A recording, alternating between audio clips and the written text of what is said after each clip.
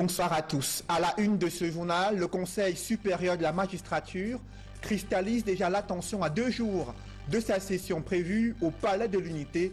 Au-delà de l'attente de la mise en place d'un conseil constitutionnel, la question de la mise en retraite et de l'intégration des magistrats pourrait être inscrite à l'ordre du jour avec en toile de fond les revendications sociopolitiques anglophones, une occasion de faire le point sur les signaux d'apaisement qu'envoie le gouvernement à l'endroit des régions anglophones qui manifestent dans la désobéissance civile depuis près de 7 mois maintenant.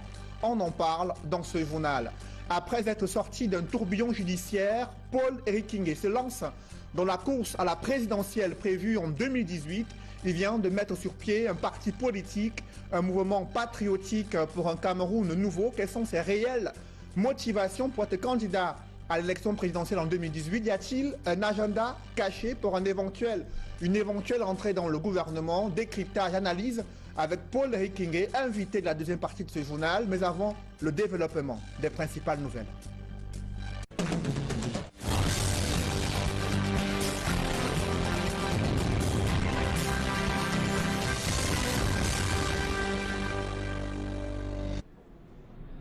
Merci de suivre cette édition complète de l'information sur Equinox Télévision. Ce week-end, quelques-unes des personnes interpellées dans le cadre de la crise anglophone ont été libérées. De nouveaux signaux d'apaisement à l'endroit de ces régions qui observent une désobéissance civile depuis près de 7 mois. Le mouvement semble s'affaiblir dans certaines villes des régions du sud-ouest. Pour autant, les populations restent rivées vers la libération des leaders du consortium de la société civile anglophone. On fait le point dans ce reportage signé Eric Watat et Eric Martial Ndiomo. La crise anglophone semble être derrière les populations de la ville de Buea. La journée ville morte n'y est plus véritablement observée le lundi comme durant les mois précédents. La fin de l'année scolaire vient aussi estomper un autre aspect de cette crise. De nombreux élèves, même n'ayant pas régulièrement suivi les cours pendant l'année scolaire en raison des perturbations, sont aussi en vacances. Conséquence, la vie semble avoir repris son cours normal. Cette vie est tout de même perturbée de façon sporadique par quelques tentacules de cette crise, comme le procès des leaders religieux dans la plainte déposée contre eux par certains parents d'élèves réunis autour d'un consortium. À Bamenda, la capitale régionale du nord-ouest, dans plusieurs villes de cette région et quelques autres du sud-ouest, les villes mortes prospèrent allègrement les lundis. Dans ces villes, l'on continue à exiger la libération de tous les leaders et de toutes les personnes interpellées dans le cadre de cette crise. De façon globale, le gouvernement camerounais a apporté de nombreuses réponses aux revendications dites anglophones. L'une des dernières paumes de discorde reste donc la libération de toutes les personnes interpellées. La tension reste perceptible et cette tension montera d'un cran la semaine prochaine lors des examens du DCE. Un examen qui viendra pour les élèves de Form 5 et de Upper 6 mettre un terme à une année scolaire décidément tumultueuse. Concernant l'affaire du consortium des parents d'élèves contre des évêques et autres autorités religieuses qui sont propriétaires des établissements confessionnels dans le nord-ouest et le sud-ouest, les différentes audiences qui se sont tenues à Buea et Bamenda ont toutes été renvoyées au 24 juillet prochain. L'on a noté une forte mobilisation des populations pour accompagner le modérateur du PCC, la Presbyterian Church du côté de Buea, mais aussi les évêques anglophones du côté de Bamenda, une mobilisation des populations pour soutenir leurs différentes autorités religieuses. Je vous le disais en titre, le Conseil supérieur de la magistrature cristallise déjà l'attention à 2 jours de sa session prévue au Palais de l'Unité à Yaoundé, au-delà du cas Paul Aya Abiné, magistrat en fonction incarcéré au secrétariat d'État à la Défense. La question de la mise en retraite de ces ériaques pourrait être inscrite à l'ordre du jour avec en toile de fond les revendications sociopolitiques anglophones. D'autres observateurs avertissent, scrutent l'horizon dans l'attente de la mise en place du Conseil constitutionnel. Reportage Guy Zogo. Ce mercredi, le Conseil supérieur de la magistrature s'est réuni à Yaoundé sous la présidence du chef de l'État, Paul Biya. Traditionnellement, il y est question des nominations des magistrats et des questions de discipline au sein de la magistrature camerounaise. S'agissant des nominations des magistrats, celles-ci interviennent cette année dans un contexte bien particulier marqué par la crise anglophone et le souci pour le gouvernement de montrer aux yeux de tous qu'il entend promouvoir tous les magistrats sans aucune exception. Une logique fortement manifestée ces dernières semaines par l'ouverture des sections anglophones à l'ENAM et à la Cour suprême. Quant aux aspects relatifs à la discipline, le cas Aya Polabine, le magistrat hors hiérarchie, emprisonné depuis quelques mois sans être inculpé, sera-t-il sur la table? Si oui, comment le Conseil pourra-t-il justifier toutes les entorses observées dans la conduite de ce dossier, notamment le fait qu'il n'ait pas été tenu compte du statut de ce magistrat avant et après son arrestation? En perspective donc, de bons sujets pour cogiter. Après être sorti d'un tourbillon judiciaire, Paul-Éric Ngué se lance dans la course à la présidentielle prévue en 2018. L'ancien maire de Ndjomé-Pendia vient de créer un mouvement patriotique qui l'accompagnera dans la construction d'un Cameroun nouveau. Des précisions dans ce reportage signé Steve Eboulet et Donald Anouzwa. L'ancien maire de Ndjomé-Pendia, qui a passé 8 années de sa vie en prison avant d'être acquitté courant 2015, a déclaré sa candidature à l'élection présidentielle de 2018. Nous avons conquéri le pouvoir dans ce pays, sur le plan, et nous allons souffrir le pouvoir dans ce pays-là.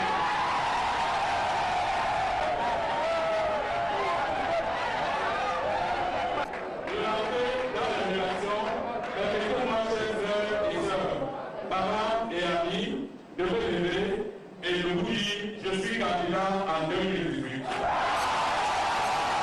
Paul-Éric Ngué, désormais à la tête du mouvement patriotique pour un Cameroun nouveau, entend combattre avec le soutien de sa masse militante pour mettre fin au régime en place. Son projet de société, qui est selon lui bien loin du classique Biya Must Go, se veut novateur à plus d'un égard.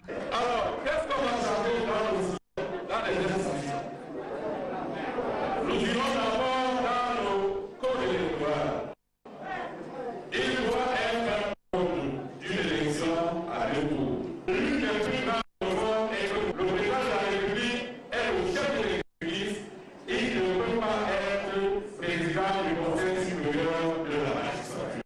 Paul-Éric Ngué fera également savoir qu'avant de rejoindre les rangs du MPCN pour finalement en devenir le président, il avait décliné à la fois les propositions du MRC, du SDF, de l'UMS, formation politique de l'opposition, qui l'ont sollicité comme militant après son départ du Rassemblement démocratique du peuple camerounais. Mais le candidat à la présidentielle de 2018 s'est dit prêt à soutenir tous les partis politiques de l'opposition au cas où le mouvement patriotique pour un Cameroun nouveau, dont il est le porte-étendard, serait mis en minorité pendant les tractations électorales à venir.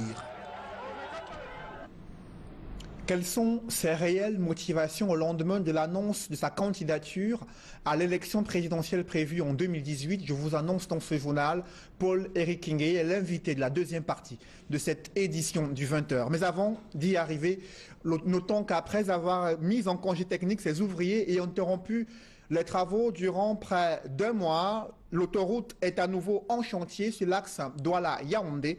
L'entreprise chinoise a reçu environ plusieurs milliards de francs CFA qui lui permet de pouvoir redémarrer les travaux. On fait le point avec Emmanuel Diop et Guy Zogo. Passé la colère de l'entreprise China First Highway Engineering Construction, en charge de la construction de l'autoroute Yaoundé-Douala, la situation est revenue à la normale sur cet ouvrage.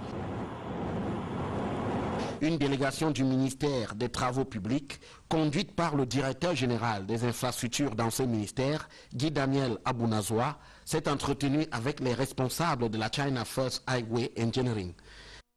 Sur le terrain, la mission de contrôle technique confirme la reprise du travail après le paiement d'un décompte à l'entreprise chinoise. Les emprises sont libérées jusqu'au PK40.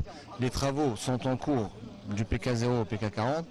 Donc jusqu'au PK10, les travaux de chaussée sont pratiquement achevés, bien avancés disons, pratiquement achevés, mis à part la couche de roulement, la dernière couche donc, qui est en béton bitumineux pour la couche de roulement. Il y avait un certain retard de paiement mais qui a été dépassé. Ils ont reçu un paiement il y a une dizaine de jours, qui est un paiement conséquent sur les décomptes 3 à 8.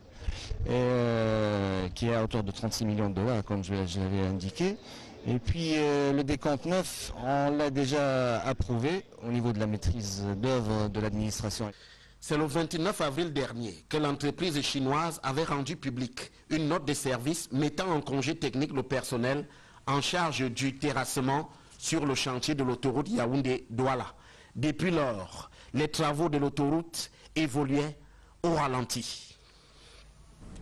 Au regard de la baisse drastique des prix du cacao sur le marché mondial, le gouvernement camerounais multiplie des concertations avec les acteurs de la filière locale pour atténuer les effets négatifs sur l'économie nationale, l'unique solution restant l'amélioration de la qualité et de la transformation du cacao au Cameroun. Reportage Marcelin Gansop.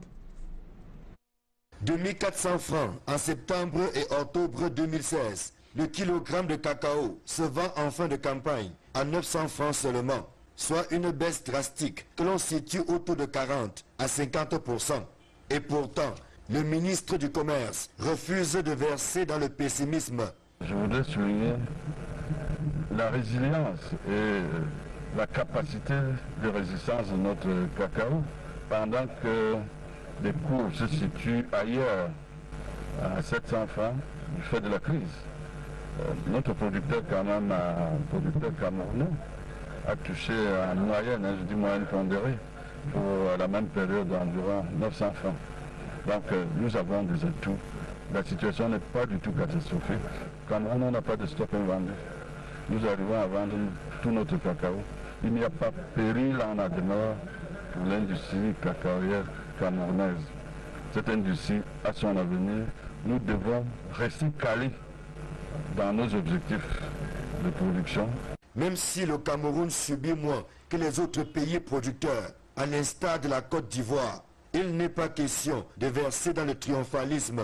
Aussi, le gouvernement a-t-il entrepris une série de mesures afin d'atténuer l'impact de la crise mondiale que traverse la filière cacao. Nous devons accroître notre propre capacité à transformer nous-mêmes notre cacao pour développer une production, une consommation à la fois locale et régionale et alléger d'autant le marché international de manière à mieux valoriser ce que nous envoyons sur le marché international. C'est un peu dans ce sens. Donc nous allons redresser la barre, nous allons prendre des mesures internes. Nous allons continuer à veiller à ce que nos producteurs ne soient pas subis comme certains qui ont des stocks invendus. Les propositions qui ont été discutées et adoptées à Yaoundé sont le fruit des concertations conduites par le CICC et les organes publics de la filière cacao. Leur implémentation devrait permettre au Cameroun de traverser la crise mondiale de l'économie cacaoyère sans trop de casse. Le pire serait que nos producteurs se disent « Oh là là, c'est reparti, on renonce ». Il faut surtout pas renoncer. Si je m'en tiens aux analyses des experts, il semblerait que le marché doit repartir au cours de la campagne 2020-2021. J'allais dire ça tombe à pic, puisque nous, notre objectif de 600 000 tonnes correspond précisément à cette campagne 2020. Donc il faut que nous nous préparions, que nous soyons prêts à cette échéance de 2020. La baisse de 40% du prix du cacao est imputable au contexte actuel, marqué notamment par une surproduction qui a battu tous les records lors des 5 dernières campagnes. Selon l'Organisation internationale du cacao, cette surproduction est d'environ 380 000 tonnes, alors que la demande est restée stagnante.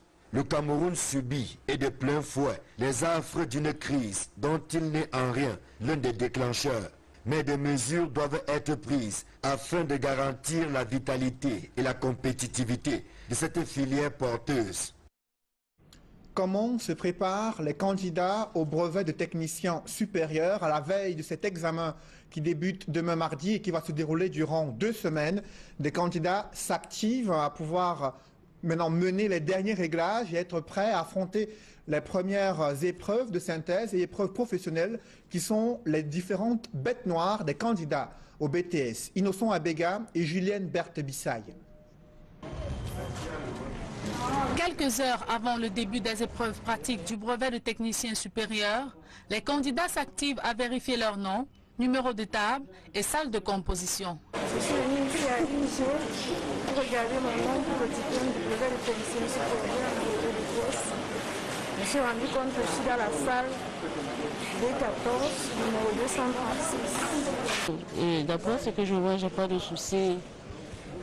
Pas de soucis, c'est bien écrit. Parmi eux, figurent aussi les dispensés. Ce sont des candidats qui n'ont pas réussi à leur examen l'année dernière et qui doivent à nouveau valider certaines matières. Ouais, je suis en quelques matières. EPS, études d'État et droit. Ils redoutent tout de même que les épreuves soient abordables. Et je souhaite vraiment que demain, les épreuves aussi nous seront données par OVC soient vraiment abordables et que nous composons dans de bonnes conditions. J'espère que ça sera simple, facile, quoi. Ça ne sera pas trop complexe. Les responsables de cet institut sont descendus sur les lieux pour se rassurer du bon déroulement des préparatifs de cet examen. La phase pratique du brevet de technicien supérieur qui débute le 6 juin s'achève le 10 juin prochain. La phase écrite, quant à elle, suivra les prochains jours. À l'occasion de la journée mondiale de protection de l'environnement, la société civile critique les pouvoirs publics sur la politique de reboisement qui est menée dans la capitale économique du Cameroun. Il y a quelques années, un projet pour planter des arbres avait été initié dans les artères de la ville de Douala. Aujourd'hui, ce projet est difficilement visible et la chaleur accablante dans la capitale économique. La société civile qui critique davantage les pouvoirs publics sur cette politique de reboisement qui présente de nombreuses défaillances. Reportage Julingue Nyondé. Rapprocher les gens de la nature, c'est le thème de la 45e édition de la Journée mondiale de l'environnement.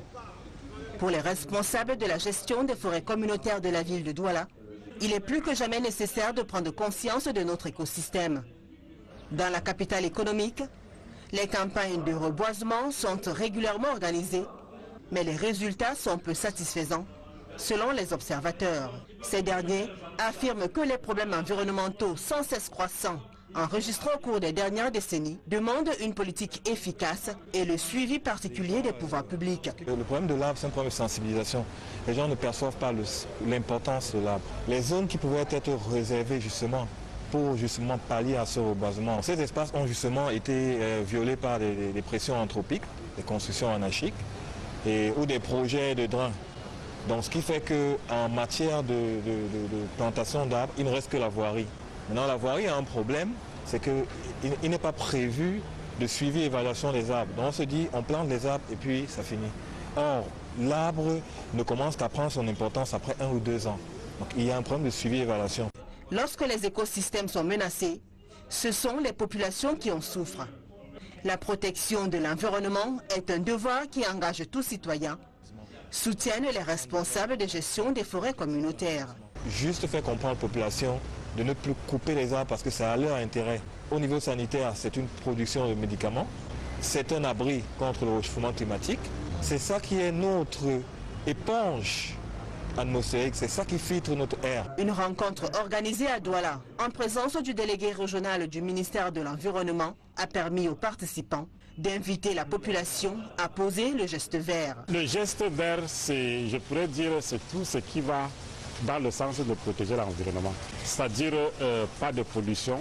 Quand vous faites votre cuisine, quand vous avez les ordures ménagères, il ne faudra pas balancer juste ces ordures ménagères dans les places publiques ou dans les rues, mais il faut les mettre dans la poubelle.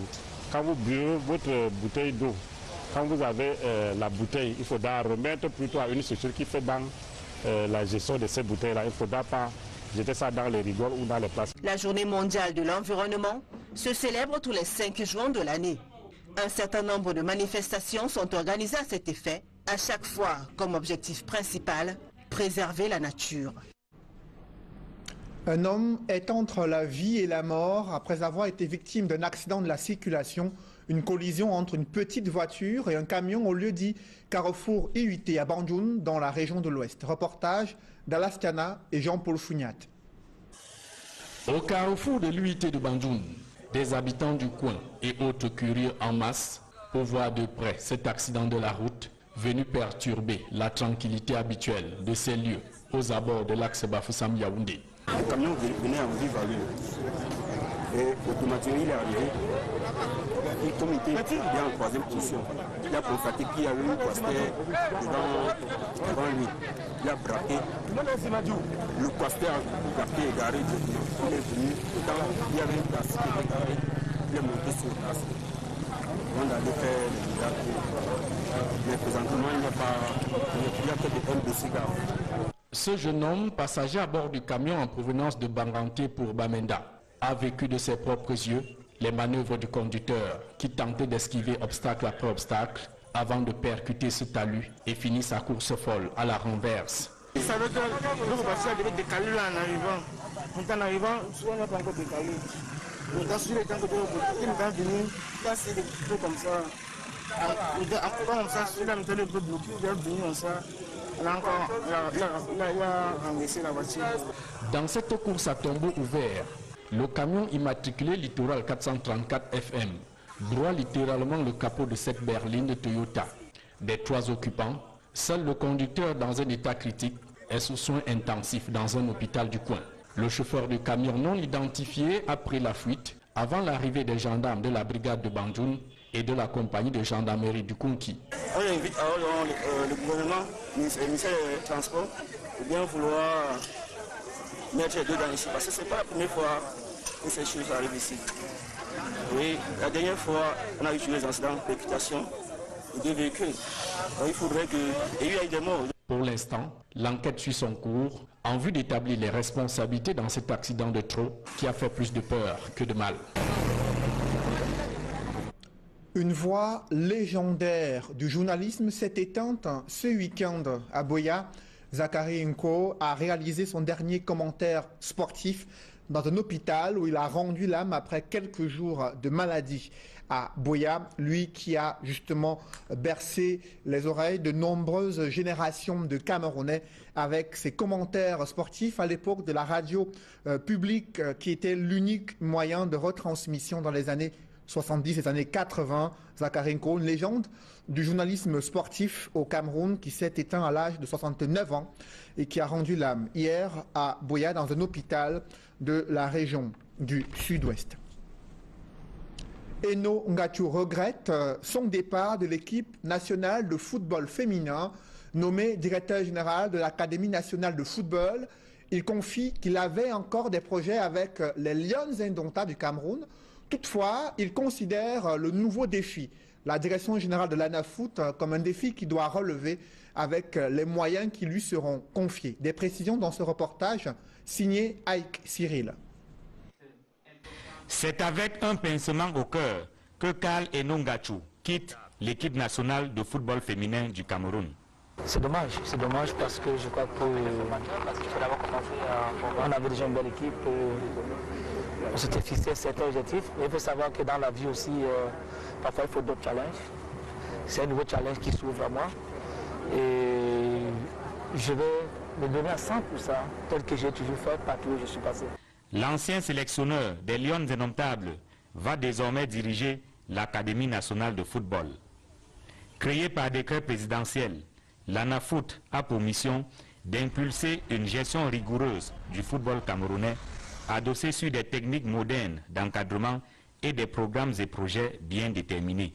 L'Académie nationale de football devra être le moule privilégié de formation qui conférera aux Camerounais plus d'organisations efficientes dans le travail, plus de détermination dans l'action, plus de persévérance dans l'effort pour toujours tendre vers le pouvoir plus et s'approprier l'esprit de conquête, la culture de gagneur dans les compétitions engageant l'honneur de notre pays. Installé dans ses fonctions comme tout premier directeur général de l'ANAFOOT, Karl Eno Ngachu a bien conscience de la mission qui l'attend. Les missions de l'ANAFOOT sont tellement énormes. Déjà au niveau des jeunes joueurs, les former pour qu'ils soient les athlètes de haut niveau, former les formateurs parce qu'il faut d'abord commencer à former ces formateurs qui vont travailler avec ces jeunes. Ajouter à cela, il y a beaucoup de volets, par exemple tout ce qui est lié au football. Donc nous devons revoir cela et nous pensons que c'est vraiment une tâche énorme Mais pour le moment, il faut d'abord travailler sur le texte, il faut travailler sur l'organigramme, travailler sur certains statuts et voir comment on peut lancer cela. Créée il y a une dizaine d'années, l'Académie nationale de football, pour l'instant, est logée au 2e étage de l'immeuble abritant la direction des stades de Yaoundé. Karl Enongachu y travaillera avec Jules Éloi Minjeme comme directeur général adjoint et Issa Ayatou comme président du conseil d'administration. Il bénéficiera dans un premier temps de la collaboration des personnels du MINSEP et de la direction des stades, personnel avec qui il a eu un premier contact après son installation. Restons dans les milieux du football pour faire le bilan de la phase allée de la Ligue 1 de football qui s'est du moins achevée avec la 17e journée qui s'est jouée donc dimanche dernier. Des précisions avec Nana Paul Sabin et bien sûr toute l'équipe de la rédaction sportive. Reportage. À ce jour, il est impossible de présenter un bilan absolu sur la première moitié du championnat national illégal de football. Et pour cause, 3 matchs impliquant des équipes plus ou moins bien classées attendent d'être disputés. Si dans le registre des statistiques, il faut attendre la liquidation des matchs en retard pour établir un bilan, notons cependant qu'au terme des matchs avancés de la 17e journée disputée hier, il ne fait aucun doute que Edjing FC de la Lekié est champion à mi-parcours avec 34 points et qu'au fond du classement, les relégables en pour nom, Colombe, Dunja et Lobo, New Stade de Douala et Lyon, blessés de Fortuny. Arrivé il y a 2 ans dans le cercle très fermé de Ligue 1, Edjing Football Club de la Lekié effectue sans complexe une première partie de la saison de manière exceptionnelle au nez et à la barbe de cadors tels que Coton Sport de Garoua, le Metz de Loum, respectivement vice-champion et champion du Cameroun en titre. L'équipe phare de la Lekié, région du centre, détient aussi la meilleure attaque avec 24 buts inscrits en 17 matchs, soit une moyenne de 1,4 buts par match. Dans son effectif, Raymond Fosso, auteur de 7 buts, artificier en chef du championnat. L'équipe entraînée par Anissel Barga a prouvé en déplacement comme à domicile qu'elle a de l'étouffe. Dans le registre des satisfactions apparaissent également 2 promus, Stade Renard de Mélan et Feuti FC de Banjoul. Comme des âmes bien nées, seuls les novices n'ont pas attendu le nombre des années pour prouver quels sont les adversaires aux dents longues. Les grosses déceptions à la trêve sont Union Sportive de Douala, Union Sport du Onkam, New Stade de Douala et dans une moindre mesure, Lyon Sport de Bamenda qui ont souvent joué les premiers rôles dans cette compétition. Avec 20 points au 2e rang, Union de Douala a failli terminer cette première partie dans la zone des relégables. Le club au million de supporters devance le premier relégable Colombe de Dja et Lobo avec 3 points seulement. New Stade de Douala, habitué à des compétitions internationales ces derniers temps, est carrément installé au fond du classement, légèrement au-dessus de la lanterne rouge, l'homme blessé de Fortuny. La seconde partie du championnat est programmée pour démarrer le 18 juin 2017. Les mauvais élèves ont donc 2 semaines pour faire chacun son introspection avant un nouveau départ. Quelques inquiétudes sur le moral et l'état d'esprit des soldats camerounais engagés sur le front de guerre contre le terrorisme à l'extrême nord du Cameroun. Le ministre de la Défense prescrit aux chefs militaires un suivi psychologique particulier et la multiplication des causeries éducatives. Joseph Betty a tenu une réunion de crise cet après-midi avec l'état-major des armées et des chefs militaires, des soldats engagés dans la force multinationale mixte qui est donc du côté de l'extrême nord pour lutter contre Boko Haram. Cette réunion s'est tenue après le transfert à Yaoundé d'une trentaine de militaires ayant barricadé la route nationale numéro 1 dans le Logon des Chari durant le week-end. Ils exigeaient le respect du chronogramme de la relève et le paiement de certaines primes. Et le ministre de la Défense dénonce une amalgame sur la question des primes. Il annonce des sanctions disciplinaires et l'ouverture d'une enquête judiciaire. Dans une poussière de seconde, la deuxième partie de ce journal.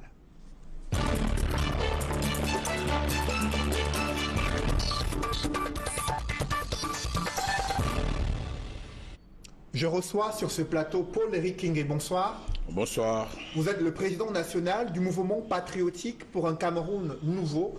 Quelle est l'idéologie politique et les valeurs que vous défendez au sein de cette nouvelle formation politique? Oui, je vous remercie de me prendre ce soir pour que j'explique à la communauté nationale l'idéologie qui fonde notre parti. En fait, 4 piliers sous-tendent l'idéologie de notre parti. Le premier pilier, c'est une économie libérale, mais bien encadrée par l'État. Mais une économie libérale qui commence par le bas, c'est-à-dire précisément par des petits entrepreneurs. Au Cameroun, voyez-vous, 90% des entreprises sont dans l'informel. Et la plupart de celles-ci ne sont pas du tout encadrées. Dans la plupart du temps, certaines fonctionnent dans l'illégalité, mais réussissent quand même à se battre au quotidien. Toute cette jeunesse, tous ces Camerounais qui travaillent dans l'ombre, qui travaillent dans l'informel, il s'agira pour nous de les ramener dans un cadre bien défini pour les suivre jusqu'à la réalisation de chacun de leurs projets. Et quels sont les autres 3 piliers qui sous-tendent le deuxième pilier va être le respect et la protection des droits de l'homme. Le respect et la protection des droits de l'homme. Nous devons pouvoir entrer dans un état où, finalement, les abus sont combattus jusqu'à leur dernière énergie. Voyez-vous, dans notre pays, on peut vous arrêter quand on veut. On peut vous accuser quand on veut. On peut même donner des directives à une procédure qui vous concerne quand on veut. Il s'agira pour nous de bien définir les règles en la matière, mais surtout d'encadrer avec les lois le respect strict des droits de l'homme tels que prescrits par les organisations et les chartes internationales. Et en quelques mots, les autres piliers qui sous-tendent l'idéologie politique? Bien évidemment, le renforcement de la démocratie. Parce que ça également, nous sommes en déficit de démocratie au Cameroun. Vous savez, je vous prends un exemple banal. Hein. Si un parti politique décidait là maintenant de faire un meeting demain, la première barrière qu'il trouverait serait le sous-préfet. Mais vous avez tenu le vôtre dimanche? Non, écoutez. Comment vous pouvez parler de déficit démocratique alors que vous avez pu tenir votre meeting politique et votre assemblée générale? Vous savez que l'une des entraves à l'expression de la liberté au Cameroun, c'est cette incursion à chaque fois de l'administration pour empêcher que les partis politiques s'expriment dans notre pays. Moi, je l'ai fait, mais les autres n'ont pas eu la même chance que moi.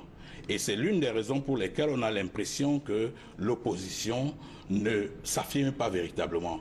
Parce qu'elle n'a pas les mêmes chances que le parti au pouvoir. Je dis que dans les 3/4 du temps, l'opposition au Cameroun n'a pas les moyens de s'exprimer. Et disons que ces derniers moments, nous avons l'impression qu'il y a une légère amélioration, mais je pense que fondamentalement, il faut qu'on ramène notre République à un État véritablement démocratique. Justement, quand on écoute les 2 premiers piliers que vous présentez de votre idéologie politique, on a du mal à faire une démarcation entre ce Cameroun nouveau que vous prônez et le régime du renouveau que vous avez défendu durant de nombreuses années. Quelle est la différence concrètement? Non, la différence, le 4e pilier, permettez-moi déjà de le dire, c'est qu'il faut ramener la République du Cameroun dans l'éthique que nous avons longtemps perdue, dans la morale que nous avons longtemps perdue. Vous savez bien qu'aujourd'hui, le Cameroun est pratiquement tous les fondamentaux dans notre pays ont été sapés. Les enfants ne respectent plus les aînés. Les enfants ne respectent pas les couleurs nationales, même les aînés. À notre temps, lorsque nous allions à l'école, quand on montait seulement le drapeau, si vous aviez une position, vous respectiez cette position jusqu'à ce que l'hymne soit exécuté. Aujourd'hui, tout est complètement sapé. Il faut ramener dans nos écoles, dès le primaire, le respect non seulement des institutions, mais une morale véritablement axée sur la création de nouvelles valeurs. Alors vous parlez de la moralisation de la vie publique, vous parlez de rigueur, vous parlez d'économie plus ou moins libérale. On perçoit là quelques éléments fondateurs du régime du renouveau de 1983, celui du chef de l'État Paul Biya que vous avez défendu durant de nombreuses années. Est-ce que vous vous êtes inspiré de votre prescription idéologique de l'ancienne maison politique où vous étiez? Il faut dire que les intentions au départ de M. Biya n'étaient pas aussi mauvaises que ça. Il y a peu de Camerounais qui peuvent critiquer ce qui se passe, ce qui a été consigné dans le livre pour le libéralisme communautaire. Ils sont trop peu. Mais seulement, le président Paul Biya, les 3 premières années déjà de son pouvoir, s'est démarqué lui-même de sa ligne politique. Ce n'est pas sa ligne politique qui, au départ, était appréciée de tout le monde, qu'on a retrouvé tout au long de son cheminement. Alors, ceci dit, son idéologie au départ était bonne. D'ailleurs, elle a réussi à fédérer les Camerounais. Mais nous avons trop vite perçu qu'en réalité, c'était simplement de la poudre aux yeux. Parce que très vite, il s'est détaché de cette idéologie et nous sommes entrés dans un tourbillon qui a duré pratiquement 32 ans. Mais Paul Ekenge, vous l'avez défendu, cette idéologie. Vous avez été maire RDPC durant de nombreuses années avant votre incarcération qui a duré 8 ans. Est-ce que si vous n'avez pas été incarcéré, si vous n'avez pas vécu ce tourbillon judiciaire qui vous a tant affecté, est-ce que vous seriez aujourd'hui en train d'être à la tête d'une autre formation politique que celle du RDPC que vous avez servi? Non, je voudrais qu'il soit suffisamment clair pour les Camerounais qu'on peut militer dans un parti et ne pas être d'accord avec certaines pratiques dans ce parti. Je voudrais vous dire que je n'ai jamais eu de mandat national, mais j'ai eu un mandat local. Et le mandat local que j'ai assumé, vous pouvez le demander à ceux qui m'avaient confié ce mandat, on fait de moi, s'il vous plaît, on fait de moi un demi-dieu chez moi. Pourquoi? Parce que, au départ, j'entre dans le RDPC, ça je l'ai dit, parce que je cherchais un véhicule dans lequel et à travers lequel je pouvais m'exprimer. Alors, à un moment donné, je me suis rendu compte que, en réalité, à l'intérieur, je ne pouvais pas apporter ces changements. Mais d'un coup de tête, j'ai dit, ok, ne serait-ce qu'au niveau local, parce que j'avais un mandat local. On ne peut pas me juger comme quelqu'un qui avait un mandat national. Au niveau local, il faut que je me démarque. J'ai décidé de me démarquer. D'abord, en luttant contre la corruption dans la localité. 2, en luttant contre les mauvaises pratiques, c'est-à-dire les mauvaises conditions de travail des ouvriers de chez moi. 3, en luttant contre ces confiscations des terres qu'on vit pratiquement au Cameroun.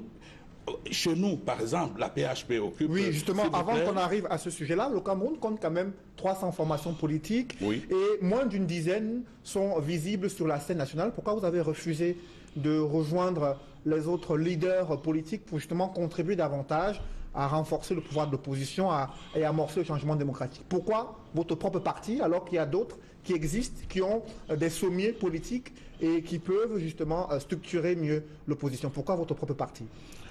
Voilà, je voudrais déjà vous rappeler que ce parti n'a pas été créé par moi. Je voudrais dire à l'opinion nationale et internationale que le parti dont j'ai la charge aujourd'hui a été créé en 2006.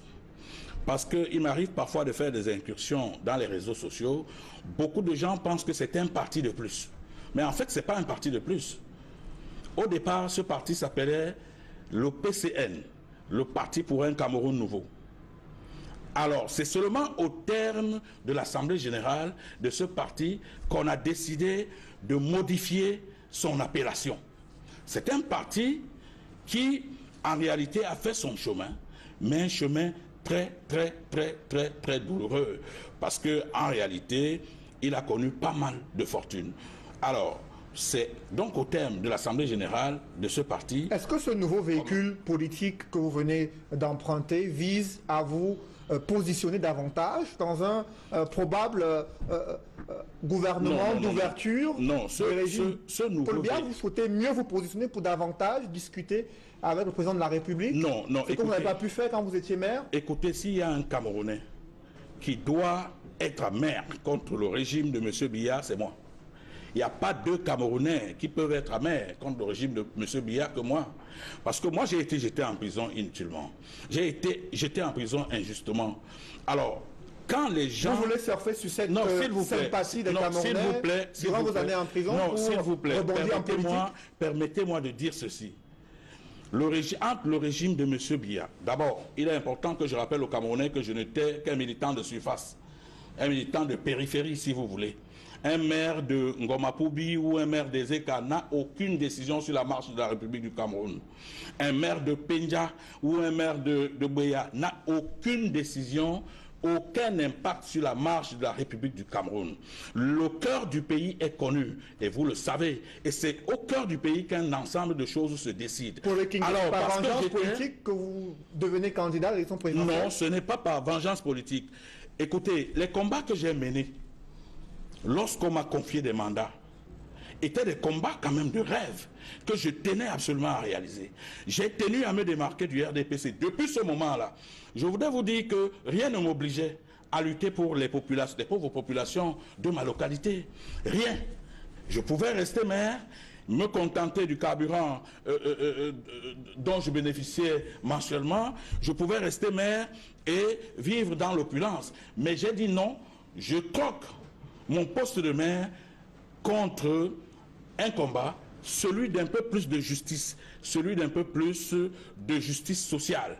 Et ça, j'en ai payé les frais. Et je ne le regrette pas. Si je dois davantage payer les frais, je le ferai pour le peuple camerounais. Mais je voudrais rassurer les Camerounais qu'aucune possibilité de rapprochement entre le RDPC et moi ne peut se faire. Aucune possibilité de compromission avec le RDPC ne peut se faire. Pour la gouvernance, pour la gouverne, je veux dire, des Camerounais, ces 2 dernières années, j'ai reçu toutes les propositions, soit pour entrer au gouvernement, soit pour prendre la direction générale d'une société au Cameroun. J'ai dit non. Pourquoi?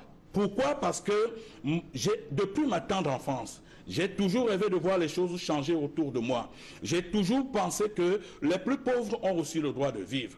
Ces petits agriculteurs, ces Bayam Selam, ces soudeurs, ces gars qui travaillent au quotidien à la sueur de leur front, c'est d'eux qu'il s'agit. En fait, c'est d'eux que mon combat, c'est à eux que mon combat s'adresse. Merci Paul-Éric Kingué. Je rappelle que vous êtes président national du mouvement patriotique pour un Cameroun nouveau et candidat déclaré pour l'élection présidentielle prévue en 2018. Mesdames, Messieurs, c'est la fin de ce journal. Merci d'avoir suivi. Ce soir, 100% foot, émission présentée par Étienne Pascal Azégué. Merci d'avoir suivi ce journal. Merci de rester sur Equinox Télévision.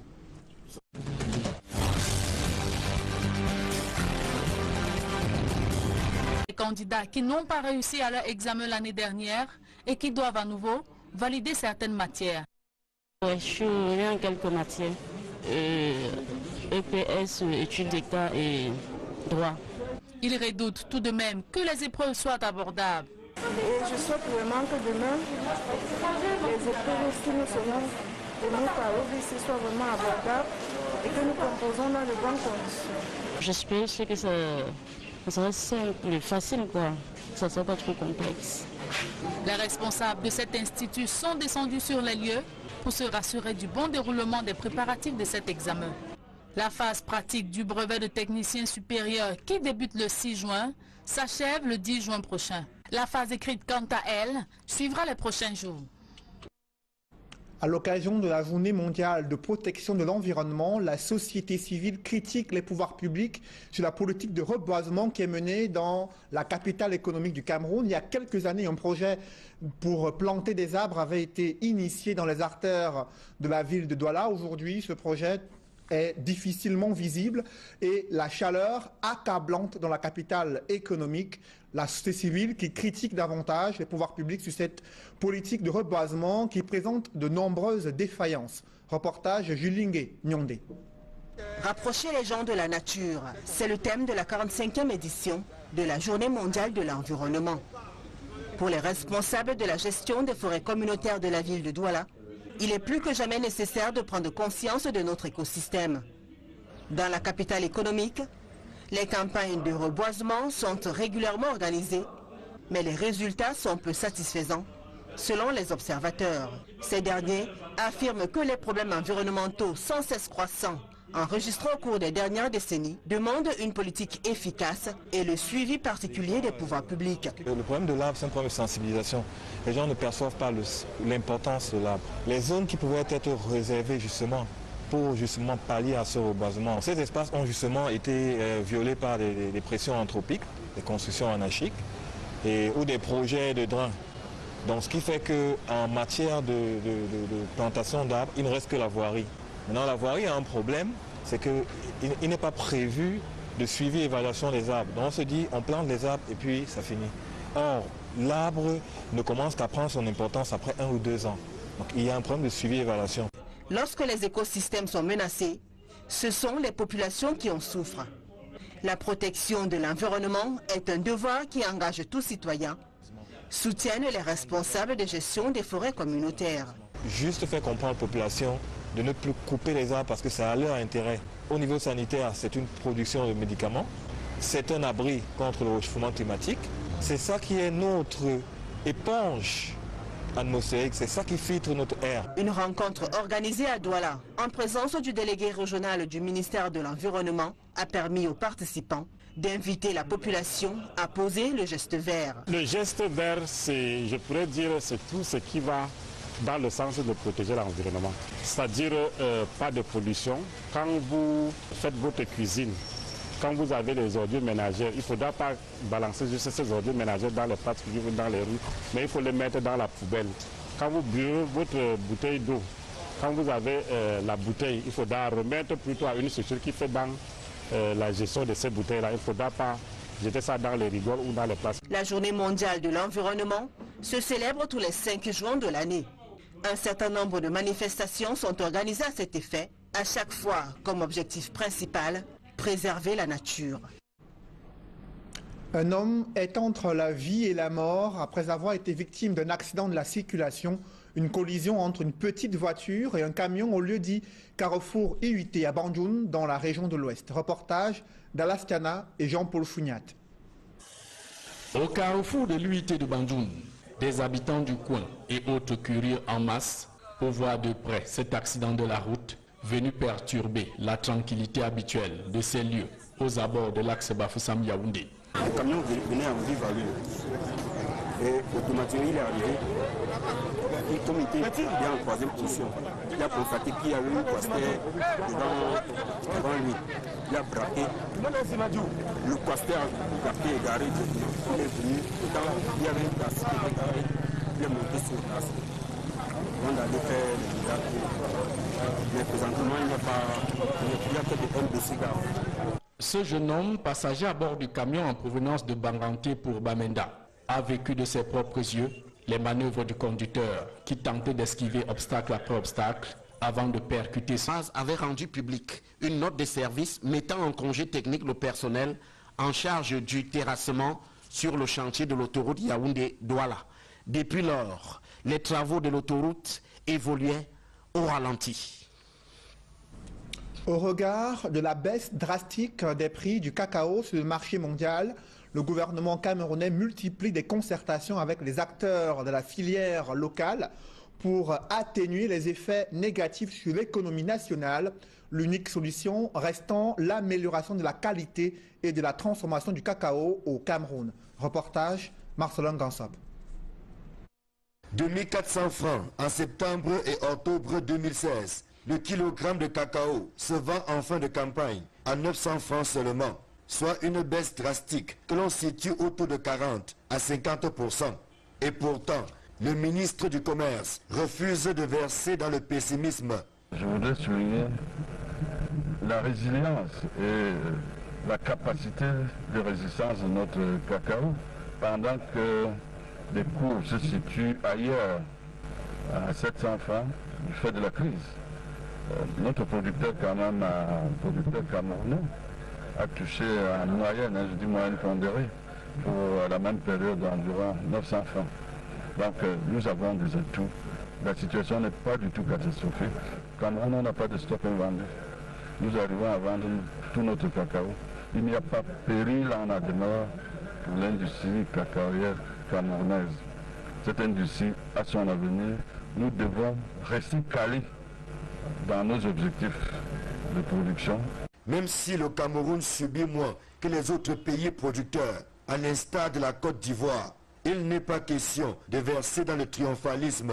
Aussi, le gouvernement a-t-il entrepris une série de mesures afin d'atténuer l'impact de la crise mondiale que traverse la filière cacao. Nous devons accroître notre propre capacité à transformer nous-mêmes notre cacao pour développer une production, une consommation à la fois locale et régionale et alléger d'autant le marché international de manière à mieux valoriser ce que nous envoyons sur le marché international. C'est un peu dans ce sens. Donc nous allons redresser la barre, nous allons prendre des mesures internes.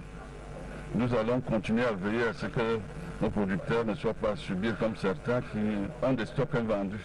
Les propositions qui ont été discutées et adoptées à Yaoundé sont le fruit des concertations conduites par le CICC et les organes publics de la filière cacao. Leur implémentation devrait permettre au Cameroun de traverser la crise mondiale de l'économie cacaoyère sans trop de casse. Le pire serait que nos producteurs se disent « Oh là là, c'est reparti, on renonce ». Il faut surtout pas renoncer. Si je m'en tiens aux analyses des experts, il semblerait que le marché doit repartir au cours de la campagne 2020-2021. J'allais dire ça tombe à pic, puisque nous, notre objectif de 600 000 tonnes correspond précisément à cette campagne 2020. Donc il faut que nous nous préparions, que nous soyons prêts à cette échéance de 2020. La baisse de 40% du prix du cacao est imputable au contexte actuel, marqué notamment par une surproduction qui a battu tous les records lors des 5 dernières campagnes. Selon l'Organisation internationale du cacao, cette surproduction est d'environ 380 000 tonnes, alors que la demande est restée stagnante. Le Cameroun subit et de plein fouet les affres d'une crise dont il n'est en rien l'un des déclencheurs. Mais des mesures doivent être prises afin de garantir la vitalité et la compétitivité de cette filière porteuse. Comment se préparent les candidats au brevet de technicien supérieur à la veille de cet examen qui débute demain mardi et qui va se dérouler durant 2 semaines? Des candidats s'activent à pouvoir maintenant mener les derniers réglages et être prêts à affronter les premières épreuves de synthèse et épreuves professionnelles qui sont les différentes bêtes noires des candidats au BTS. Innocent Abega et Julienne Berthe-Bissaille. Quelques heures avant le début des épreuves pratiques du brevet de technicien supérieur, les candidats s'activent à vérifier leur nom, numéro de table et salle de composition. Je suis venue ici à IG pour regarder mon nom pour le diplôme du brevet de technicien supérieur en BTS. Je me suis rendu compte que je suis dans la salle D14, numéro 236. Et d'après ce que je vois, j'ai pas de soucis. Pas de soucis, c'est bien écrit. Parmi eux, figurent aussi les dispensés. Ce sont des talus et finit sa course folle à la renverse. Vous savez que notre voiture devait décaler là en arrivant. Donc en arrivant, souvent on n'a pas encore décalé. Donc dans celui-là, quand on va venir, là c'est des trucs comme ça. Comme ça, celui-là me tenait le peu bloqué, il est venu comme ça. Là encore, il a renversé la voiture.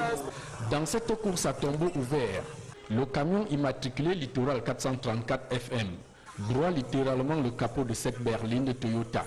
Des 3 occupants, seul le conducteur dans un état critique est sous soins intensifs dans un hôpital du coin.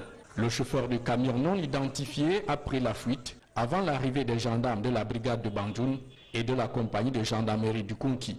On invite le gouvernement, le ministère des Transports, de bien vouloir mettre les deux dans ici, parce que ce n'est pas la première fois que ces choses arrivent ici. Oui, la dernière fois, on a eu des incidents de percutation de 2 véhicules. Donc, il faudrait qu'il y ait des morts. Pour l'instant, l'enquête suit son cours en vue d'établir les responsabilités dans cet accident de trop qui a fait plus de peur que de mal. Une voix légendaire du journalisme s'est éteinte ce week-end à Boya. Zachary Nko a réalisé son dernier commentaire sportif dans un hôpital où il a rendu l'âme après quelques jours de maladie. à Buea, lui qui a justement bercé les oreilles de nombreuses générations de Camerounais avec ses commentaires sportifs à l'époque de la radio publique qui était l'unique moyen de retransmission dans les années 70, les années 80. Zachary Nko, une légende du journalisme sportif au Cameroun qui s'est éteint à l'âge de 69 ans et qui a rendu l'âme hier à Buea dans un hôpital de la région du Sud-Ouest. Eno Ngachu regrette son départ de l'équipe nationale de football féminin, nommé directeur général de l'Académie nationale de football. Il confie qu'il avait encore des projets avec les Lions indomptables du Cameroun. Toutefois, il considère le nouveau défi, la direction générale de l'ANAFOOT, comme un défi qu'il doit relever avec les moyens qui lui seront confiés. Des précisions dans ce reportage signé Ike Cyril. C'est avec un pincement au cœur que Karl Eno Ngachu quitte l'équipe nationale de football féminin du Cameroun. C'est dommage parce que je crois qu'on avait déjà une belle équipe, on s'était fixé certains objectifs. Mais il faut savoir que dans la vie aussi, parfois il faut d'autres challenges. C'est un nouveau challenge qui s'ouvre à moi et je vais me donner à 100% tel que j'ai toujours fait partout où je suis passé. L'ancien sélectionneur des Lions indomptables va désormais diriger l'Académie nationale de football. Créée par décret présidentiel, l'ANAFOOT a pour mission d'impulser une gestion rigoureuse du football camerounais, adossée sur des techniques modernes d'encadrement et des programmes et projets bien déterminés. L'Académie nationale de football devra être le moule privilégié de formation qui conférera aux Camerounais plus d'organisations efficientes dans le travail, plus de détermination dans l'action, plus de persévérance dans l'effort pour toujours tendre vers le pouvoir plus et s'approprier l'esprit de conquête, la culture de gagnant dans les compétitions engageant l'honneur de notre pays. Installé dans ses fonctions comme tout premier directeur général de l'ANAFOOT, Karl Eno Ngachu a bien conscience de la mission qui l'attend. Les missions de l'ANAFOOT sont tellement énormes.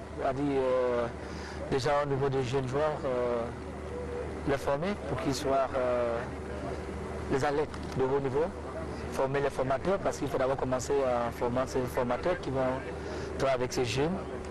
Ajouter à cela, il y a beaucoup de volets, par exemple tout ce qui est lié au football. Donc nous devons revoir cela et nous pensons que c'est vraiment une tâche énorme. Mais pour le moment, il faut d'abord travailler sur les textes, il faut travailler sur l'organigramme, travailler sur certains statuts et voir comment on peut lancer cela. Créée il y a une dizaine d'années, l'Académie nationale de football, pour l'instant, est logée au deuxième étage de l'immeuble abritant la direction des stades de Yaoundé. Karl Eno Ngachu y travaillera avec Jules Éloi Minjeme comme directeur général adjoint et Issa Ayatou comme président du conseil d'administration. Il bénéficiera dans un premier temps de la collaboration des personnels du MINSEP et de la direction des stades, personnel avec qui il a eu un premier contact après son installation. Restons dans les milieux du football pour faire le bilan.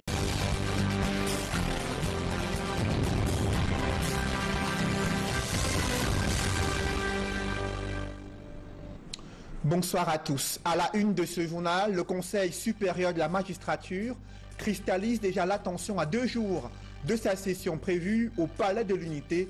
Au-delà de l'attente de la mise en place d'un conseil constitutionnel, la question de la mise en retraite et de l'intégration des magistrats pourrait être inscrite à l'ordre du jour avec en toile de fond les revendications sociopolitiques anglophones, une occasion de faire le point sur les signaux d'apaisement qu'envoie le gouvernement à l'endroit des régions anglophones qui manifestent dans la désobéissance civile depuis près de 7 mois maintenant. On en parle dans ce journal. Après être sorti d'un tourbillon judiciaire, Paul Erikingé se lance dans la course à la présidentielle prévue en 2018. Il vient de mettre sur pied un parti politique, un mouvement patriotique pour un Cameroun nouveau. Quelles sont ses réelles motivations pour être candidat à l'élection présidentielle en 2018? Y a-t-il un agenda caché pour une éventuelle entrée dans le gouvernement? Décryptage, analyse avec Paul Erikingé, invité de la deuxième partie de ce journal, mais avant le développement des principales nouvelles.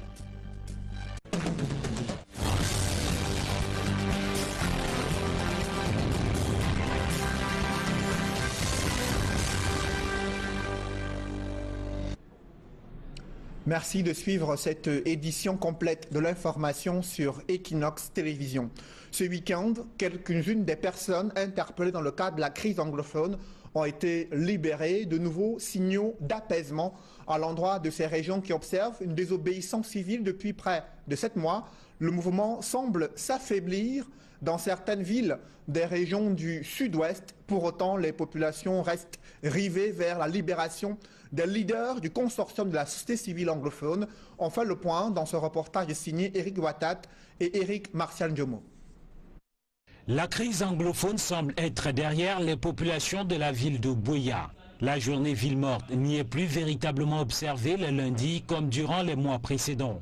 La fin de l'année scolaire vient aussi estomper un autre aspect de cette crise. De nombreux élèves, même n'ayant pas régulièrement suivi les cours pendant l'année scolaire en raison des perturbations, sont aussi en vacances. Conséquence, la vie semble avoir repris son cours normal. Cette vie est tout de même perturbée de façon sporadique par quelques tentacules de cette crise, comme le procès des leaders religieux dans la plainte déposée contre eux par certains parents d'élèves réunis autour d'un consortium.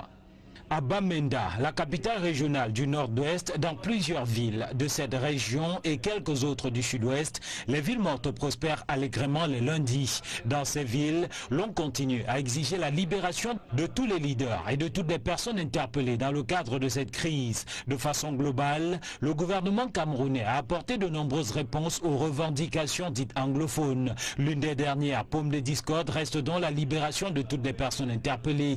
La tension reste perceptible et cette tension montera d'un cran la semaine prochaine lors des examens du DCE. Un examen qui viendra pour les élèves de Form 5 et de OPA 6 mettre un terme à une année scolaire décidément tumultueuse. Concernant l'affaire du consortium des parents d'élèves contre des évêques et autres autorités religieuses qui sont propriétaires des établissements confessionnels dans le nord-ouest et le sud-ouest, les différentes audiences qui se sont tenues à Buea et Bamenda ont toutes été renvoyées au 24 juillet prochain.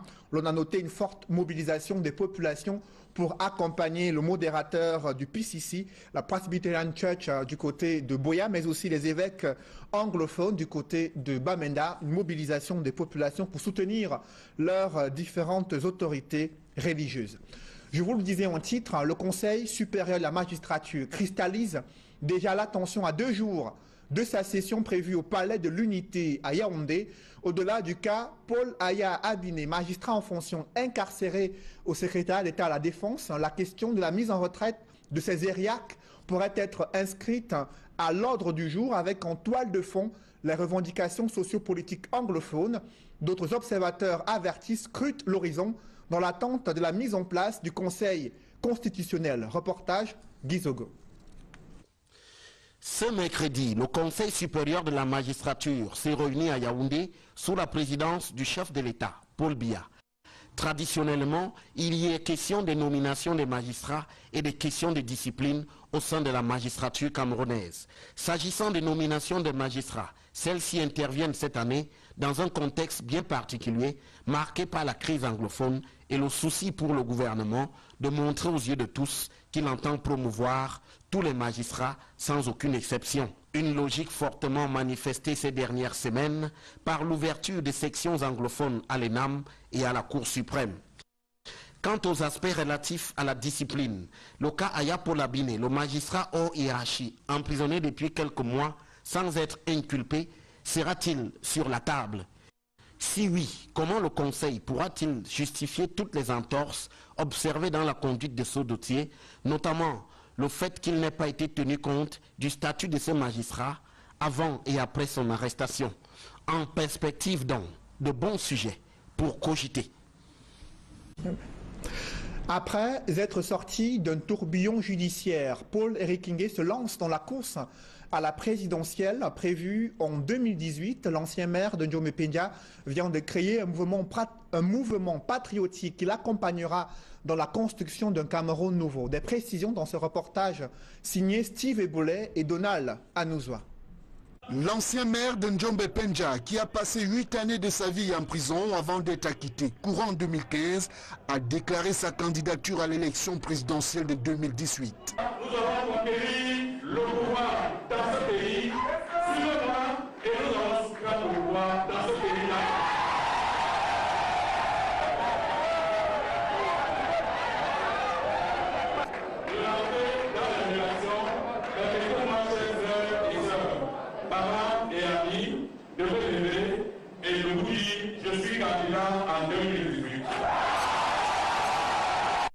Eric Kingé, désormais à la tête du mouvement patriotique pour un Cameroun nouveau, entend combattre avec le soutien de sa masse militante pour mettre fin au régime en place. Son projet de société, qui est selon lui bien loin du classique Biya Must Go, se veut novateur à plus d'un égard. Alors, qu'est-ce qu'on va changer dans les institutions?